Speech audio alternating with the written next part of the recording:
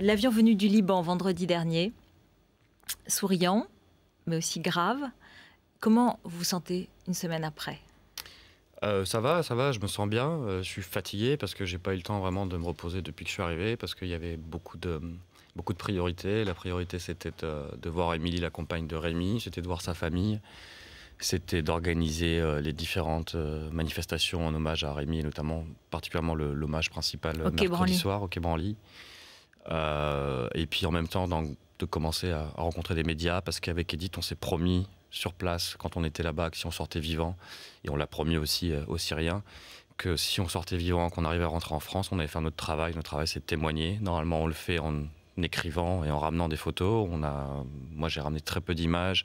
Edith a pu écrire un tout petit peu, et Le Figaro, c'est génial, ont publié ce qu'elle avait pu écrire sur place aujourd'hui, mais on a ramené très peu de choses. Donc, Vos ce qui nous photos, elles reste, c'est seront notre publiées bouche. dans Time, dans le magazine américain C'est ça. Time, dès demain.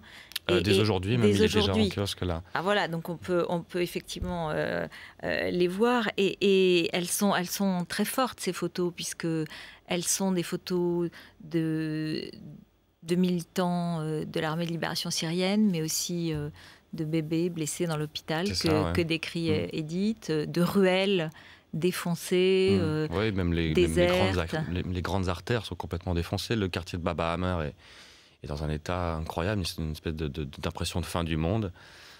Quasiment chaque bâtiment a un trou, chaque bâtiment a reçu une roquette ou un obus de mortier. C'est difficile de rouler en voiture, déjà il n'y a quasiment plus de voitures, elles ont toutes été bombardées.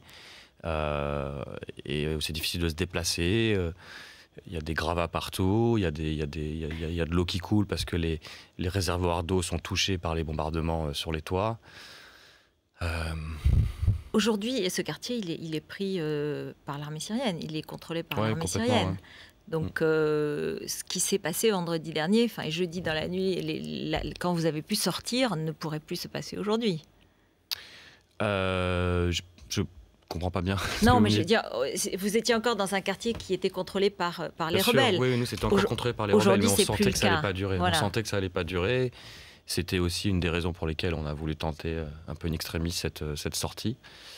Non, malheureusement, maintenant, il est contrôlé par l'armée, et surtout, l'armée ne laisse toujours pas rentrer. Elle a laissé rentrer, je crois, juste hier ou avant-hier, une personne de CICR pour faire une petite visite rapide. Valérie Amos, la représentante, oui. Mais il est évident que le quartier restait fermé avant que quelqu'un du CICR puisse y rentrer, et il est évident que c'était pour faire un peu de nettoyage et rechercher des gens et les arrêter, et après on ne sait pas ce qui leur est arrivé, quoi. Le Monde hier a publié un papier disant qu'il y avait peut-être une opération menée par les services secrets français pour essayer de vous sortir, de vous exfiltrer, comme on dit, du quartier de Baba Hammer. Est-ce que vous l'aviez compris? Est-ce que vous êtes au courant? En toute sincérité, je n'en sais rien. Je vais vous redire ce que j'ai dit à ce journaliste du Monde. C'est que nous avons toujours été en contact qu'avec des Syriens. Dans notre sortie, il n'y avait que des militants, des militaires de l'armée libre. Donc je ne sais pas du tout si les autorités françaises ont participé ou ont essayé en tout cas de nous faire sortir par une manière autre que la diplomatique. J'ai été en contact avec Rick Chevalier, l'ambassadeur de Damas, sur Skype, une des rares fois où j'ai réussi à me connecter à Internet à l'intérieur de Baba Hammer.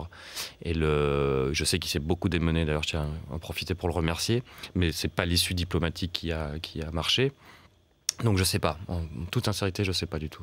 Qu'est-ce qui vous reste comme image? Des visages, des paysages? Oui, des visages, des sons des bombardements. Passer 5 jours sur des bombardements, plusieurs centaines par jour dans un petit quartier de Baba Hammer n'est pas immense. Hein. Je crois que c'est plus petit qu'un arrondissement parisien. Je crois que sur les plus grosses journées, on a eu jusqu'à 300 obus. C'est une estimation complètement approximative, hein, parce que j'ai essayé plusieurs fois de compter, j'arrive pas. Mais c'est Comment on tient dans ces cas-là? À quoi on pense? Alors, on tient parce qu'il n'y a pas d'autre solution de toute façon. Et moi, je crois, moi personnellement, si je n'engage que moi, là, ce qui m'a fait tenir, c'est que finalement, je me suis retrouvé dans une position où j'ai eu de la chance. Et j'ai eu de la chance, bien sûr, de rien avoir, mais du coup, ça m'a donné une obligation d'essayer de travailler un peu pour les autres, de rester proche d'Edith, d'essayer de trouver une solution, même si ce n'est pas moi qui ai trouvé la solution, ce sont les Syriens, encore une fois, qui nous ont sauvé la vie. Hein. Mais ça me donnait des choses à faire et ça m'occupait. Au moins j'étais dans l'action de temps en temps, ce qui n'était pas le cas d'Edith et c'était très dur pour elle parce qu'elle était bloquée tout le temps et elle ne pouvait rien faire.